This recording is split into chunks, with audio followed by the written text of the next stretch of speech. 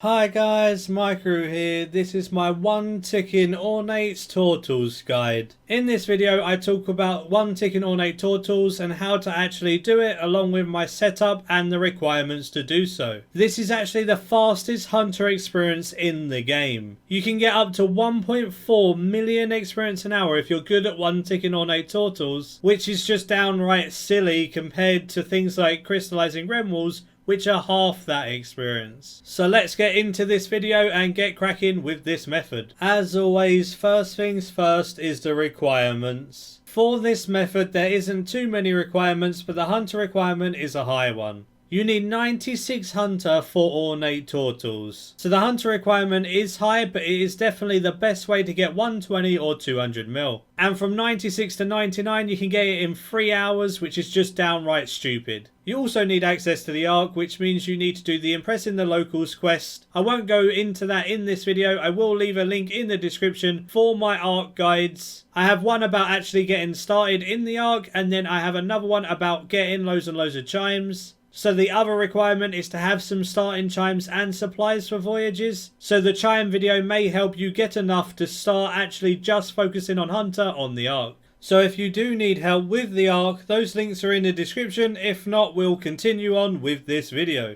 As for my setup, I have a perfect plus potion and any perfect juju potion. I'll go into why I use these two potions in the actual method, so don't worry about that right now. Then I also use 8 tortle traps in my inventory. I take 3 extra ones just in case you lose them from AFK in a little bit or not paying enough attention. I take my Ark contract because taking your daily Ark contracts can be a good way to get some extra experience. I have Arctic bear pouches so I can keep on renewing my familiar to get that +7 invisible hunter boost. I have a placeholder for shell chippings, and I have contract contacts, which means I can summon my little guy who gives me the contracts on the island I'm actually on, so then you can trade in your contracts and get new ones right on that island. I also take a flag just in case I see an island that is really good. It will be right there in my inventory. I can click it and claim it.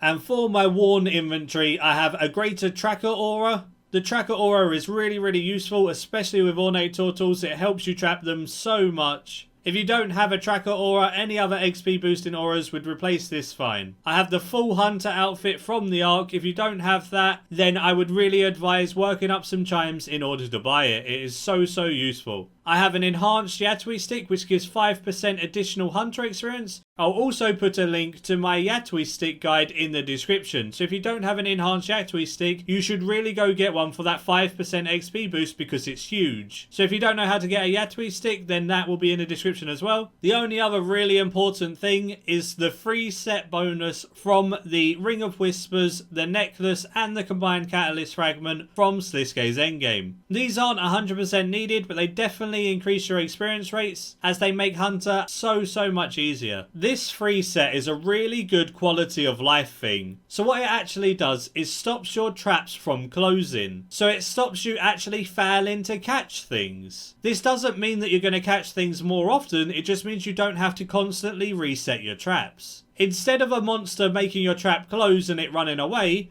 your trap will stay on the ground and it will just walk away from your trap. This then allows you to focus solely on the creatures that are caught rather than resetting all of the traps that didn't actually successfully catch. This definitely boosts your experience an hour because it saves so much time and hassle resetting your traps. I would definitely advise doing Sliske's endgame just for these items. I personally hate quests and I've done the quest just for that reason. And that's it for the gear setup. If you don't have the free set bonus from Sliske's endgame, you can wear a shield with the Wise perk for a bit of extra experience. So now on to the actual method. Just a quick reminder that auras like the greater tracker aura that's a skilling aura, when you extend it by an extra hour, it only costs 10 Viswax. It's a small price to pay for 2 hours instead of 1. Also, another really useful thing while doing hunter on the Ark is hiding left click attack options on NPCs. As you can see, there's an NPC right on my spawn, but if I right click him, there is no attack option, there's only an examine option. This allows me to freely click my traps and place new ones down without actually attacking anything, because if I didn't hide this option, I'd keep on attacking him and I'd have to kill him to get him out of the way. Hiding your left click attack option is super easy. Just go to your settings and then on the last tab which says combat settings, if you go into there, there's attack option settings at the bottom left. Under NPCs you want to go on hidden rather than normal default being left click. This allows you to have all the NPCs to be hidden so you won't accidentally left click them and attack them. Easy as that. Doing this method as a whole is pretty easy. If you have a perfect plus potion, they last 4 hours. What a perfect plus potion does is give you every single perfect juju buff. This means if you try and drink a normal perfect juju potion, a more powerful spell is active and it won't let you drink it. The whole method of this is you put your trap on your action bar and your normal perfect juju potion on your action bar. I put them in the 1 and 2 slots just for ease for myself. You can put them in any slot you want. So all you got to do is try and take a sip from that perfect juju potion while you're checking a trap of the turtle. This will then not actually drink it, but get rid of any animation that was going to happen. This then cancels the animation of you laying your trap, and the trap will just appear underneath of you. So if you run over to a turtle that's been caught with some free space underneath of you, so make sure a trap is not underneath of you, otherwise you won't be able to lay one. Check that turtle, press your hotkey for your perfect juju potion, and about half a second later, press your hotkey for your trap, and it will just come down underneath of you. You can then do it as you normally would. Start preparing to run to another location and keep on repeating the process. Try and drink the potion, lay the trap, no animation, move on to the next one. You keep doing this over and over again until the spot is depleted. This speeds up the spot so fast because instead of doing an animation for 3 seconds, it literally takes you like half a second to actually lay a trap. This means that you can constantly be checking your turtles that have been caught, and you will never get a stage where you haven't got many traps active because you're always laying traps so fast. You always have active traps trapping turtles. So what I thought I'd do is time 4 different spots for you guys and see how long each spot took me to get a nice average of how long a spot takes. Certain spots may take shorter times than others if they have good spawns. Typically spawns near water are quite good because the turtles don't run away too far. Spawns in the Midlands are kind of more annoying, not only because there's trees in the way, but also because the turtles run quite far away. This then attracts less to your traps and will cost you a couple of minutes. As you can see, the first lot I did took me 17 minutes and 18 seconds. There was one turtle left wandering around, and I don't normally bother with that one last turtle if he's going to take forever to get in a trap. It's not worth doing. Then all I do is use my arc journal to teleport back to the start, go talk to the guy and do another long voyage. Once you're at the new long voyage, you can find a turtle spot really quickly and get cracking on that.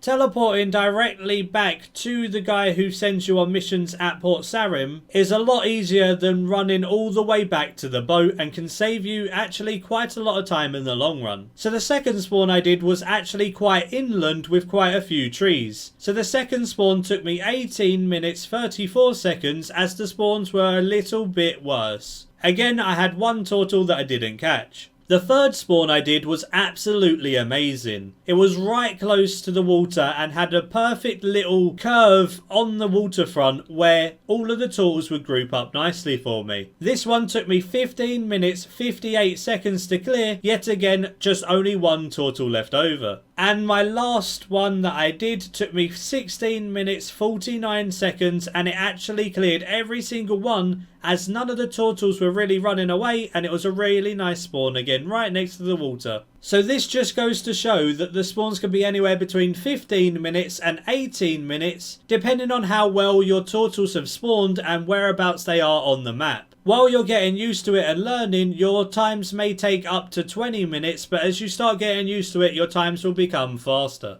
Also, if you aren't a main and you're a skiller or something and you cannot make perfect plus potions due to not having Prif and the crystal tree blossoms, you can use super anti-poisons. They only last 6 minutes per dose instead of 4 hours, but they still work perfectly fine. As you can see on my 10 HP pure, obviously he cannot do it with perfect plus potions, so using a super anti-poison instead is just fine. The whole way of the method is exactly the same, except for I have to re-dose on my super anti-poison poison every 6 minutes rather than every 4 hours. Also, another thing I just want to quickly comment on, obviously my 10 HP Pure hasn't done Sliske's endgame, so as you can see there's loads of closed traps. They can be really annoying because you have to right click to dismantle them and then place another trap, because if you just left click them you can't one tick that and it takes forever. Sometimes right clicking those traps can be really annoying and you miss a couple of times before you actually get the right click. The click boxes are kind of small, so it can be very frustrating, and that's why I advise doing Sliske's endgame.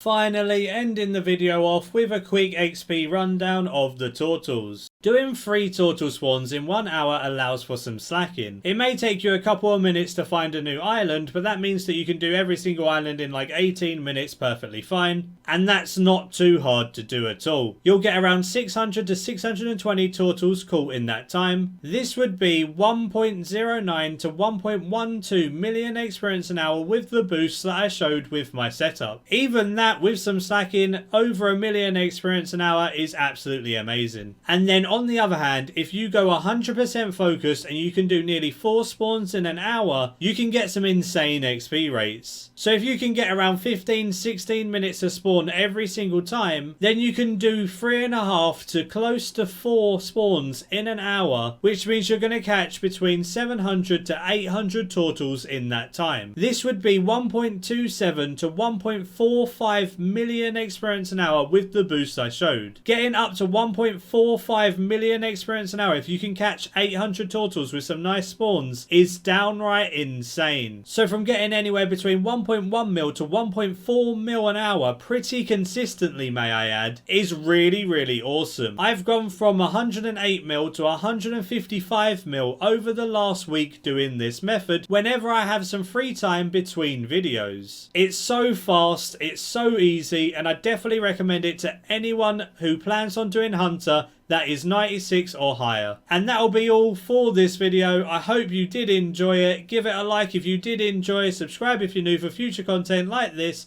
and until next time, see ya.